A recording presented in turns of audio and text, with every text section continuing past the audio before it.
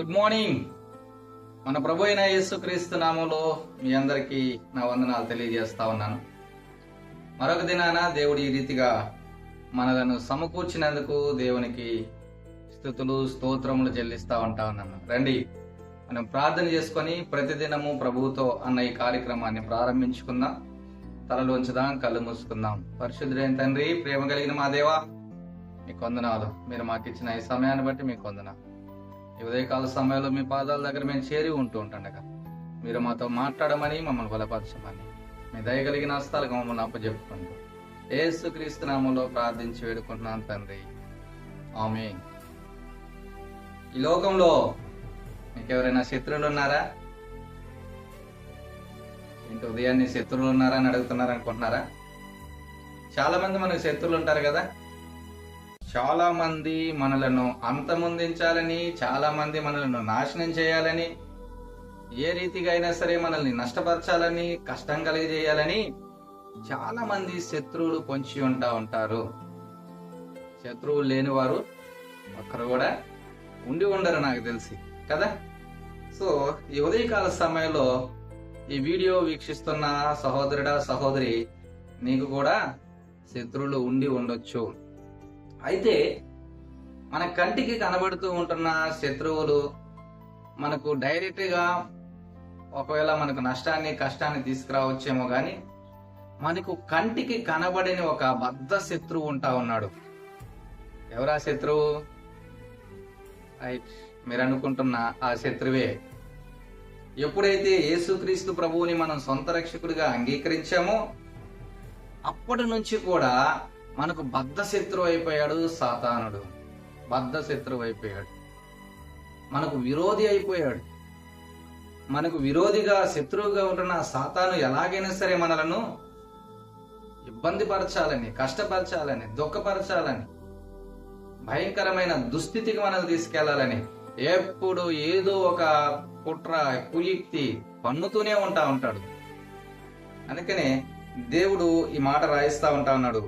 మొదటి పేతురుకు రాసిన పత్రిక 5వ అధ్యాయము 8వ వచనాన్ని మనం చదివితే, నిబ్బరమైన బుద్ధి గలవారై మెలకుగా ఉండుడి, మీ విరోధి అయిన అపవాది గర్జించు సింహము వలె ఎవరిని మిరింగుదునా అని వెదుకుచూ తిరుగుచున్నాడు. మీ విరోధి అయిన అపవాది ఎవరిని మిరింగుదునా అని గర్జించుతూ వెతుకుతూ తిరుగుతున్నాడంట. చూడండి ఎంత పెద్ద విరోధి ఉన్నాడు మనకు కదా. నువ్వు యేసుక్రీస్తు ప్రభువుని అంగీకరించిన దానవా? నువ్వు యేసుక్రీస్తు ప్రభువుని అంగీకరించిన వాడవా? బీ కేర్ఫుల్, చాలా జాగ్రత్తగా ఉండాలి. అపవాది ఎవరిని మిరింగుతానా అని గర్జించు సింహంలాగా తిరుగుతా ఉన్నాడంట.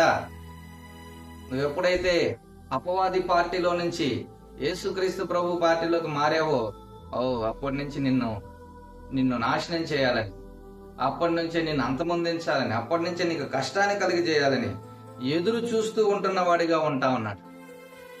ఎలాగ మనల్ని ఇబ్బంది పెడతాడు సాతానుడు, అపవాది? చెప్పండి ఒకసారి.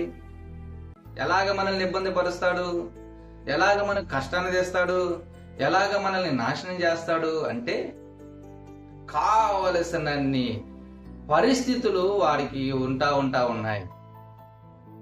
మనము వేటి మీద అయితే ఆశ కలిగి ఉంటా ఉన్నామో, వేటి మీద అయితే కోరిక కలిగి ఉంటా ఉన్నామో, ఈ లోకపరమైన అనేక అంశాలను వాటిని మనకు ఎరవేస్తాడు. మన యేసుక్రీస్తు ప్రభువుని అంగీకరించిన తర్వాత, ప్రభువా ఇదిగో నేను ఈ పాపాన్ని నేను వదులుకుంటా ఉన్నా, ఇదిగో ఈ దుష్టత్వాన్ని నేను వదులుకుంటా ఉన్నా, ఇదిగో ఈ చెడ్డ అలవాట్లని నేను మానుకుంటా ఉన్నా, ఇదిగో ఈ దుష్ట సాంగత్యాన్ని నేను పూర్తిగా వదిలివేసుకుంటా ఉన్నాను, నేను ఇంకా మంచిగా బ్రతకతా అని మనం చాలా పాపాల విషయంలో చాలా దేవుడి దగ్గర ఒప్పుకొని విడిచిపెట్టినట్టు ఉంటాయి. వాటి ద్వారా మరలా మనల్ని ప్రలోభపరుస్తాడు, వాటిని ఎర్రగాయేస్తాడు, ఉచ్చులాగేస్తాడు మనకు. ఇగో చాలా రోజుల నుంచి నువ్వు చేయాలి అనుకుంటున్న పాపము, అది ఒకవేళ నువ్వు నెరవేర్చుకోకపోతే దాన్ని మన కళ్ళ ముందుకు తీసుకొచ్చేస్తాడే. ఇదిగో చాలా రోజుల నుంచి నువ్వు ఆశపడుతున్నావు కదా పాపాన్ని, ఈ కార్యం చేయాలని, కానీ ఎంజాయ్ అంటాడన్నమాట. అప్పుడు వరకు అవకాశం రాదు, ఇప్పుడు అవకాశాన్ని తెప్పిస్తాడు. రారా, ఈరోజు నేనే టికెట్ పెడతాను నీకు, ఈరోజు స్నాక్స్ ఖర్చు అంతా నాదే, రా సినిమాకి వెళ్దాం. ఎప్పుడు పిలవడు. ఈరోజు పిలుస్తారు స్నేహితుల రూపంలో వచ్చి అనేక మంది. ఏమమ్మా నీకు పార్టీ ఇవ్వాలనుకుంటున్నాను రా, ఇదిగో ఎంత తాగుతావు అంత తాగు. ప్రియమైన సహోదరుడా సహోదరి, సాతానుడు మనలను అనేక రీతిలుగా ప్రలోభపరుస్తాడు. మనం నాశనం చెందడానికి, మన నష్టాల్లో కష్టాల్లో కూరుకుపోవడానికి, లేదా దేవునికి దూరం అవడానికి ఎన్ని తంత్రాలు ఉపయోగించాలో అన్ని తంత్రాలు ఉపయోగిస్తూనే ఉంటాం. టీవీల ద్వారా, సినిమాల ద్వారా, స్నేహితుల ద్వారా, బంధువుల ద్వారా, ఇంకా అనేక రకాలైన వ్యసనాల ద్వారా ఈ లోకంలో ఉంటున్న హంగులు రంగులు అన్నిటినీ నీ కళ్ళ ముందుకు తీసుకొచ్చి నిన్ను పాడు చేయాలని, నాశనం చేయాలని చూస్తా ఉంటాడు. నువ్వు వాటిలో పడి కొట్టుమిట్టాడుతుంటే ఆహా ఓహో అంటూ ఆనందిస్తా ఉంటాడు, సంతోషిస్తా ఉంటాడు. అబ్బా నన్ను విడిచి వెళ్ళిపోతావా నువ్వు, రా నిన్ను ఎట్లా లాక్కొస్తాను చూడు, నేను జుట్టు పట్టుకుని ఎట్లా లాక్కొస్తాను చూడు, నీ కాలర్ పట్టుకుని ఎట్లా లాక్కొచ్చేస్తాను చూడని సాతానుడు మనలను అన్ని రీతిలుగా కూడా వెంటబడి మరలా పాపానికి లోకానికి దగ్గర చేయడానికి లాక్కొచ్చేస్తా ఉంటాడు. మరి ఇలాంటి బద్ధ శత్రువుకి, మన విరోధికి మనం దొరకకుండా ఉండాలన్నా, ఆ శత్రువుని మనం జయించాలన్నా మన వల్ల అవుతుందా? మన వల్ల అవుతుందా? కొంచెం కష్టమే కదా, కొంచెం కష్టమే. కానీ యేసు క్రీస్తు ప్రభువునందు మనకు అది పెద్ద కష్టం కాదు. యేసు క్రీస్తు ప్రభువునందు అది మనకు అసాధ్యం కాదు. ఆయన మనతో ఉంటే సాతానును మనం ఈజీగా జయించగలం, వాడిని ఎదిరించగలం. ఎందుకంటే 1 యోహాను పత్రిక 4వ అధ్యాయం 4వ వచనంలో ఉంటది, మీలోనున్నవాడు లోకములో ఉన్నవాడి కంటే బలవంతుడు. హల్లెలూయా.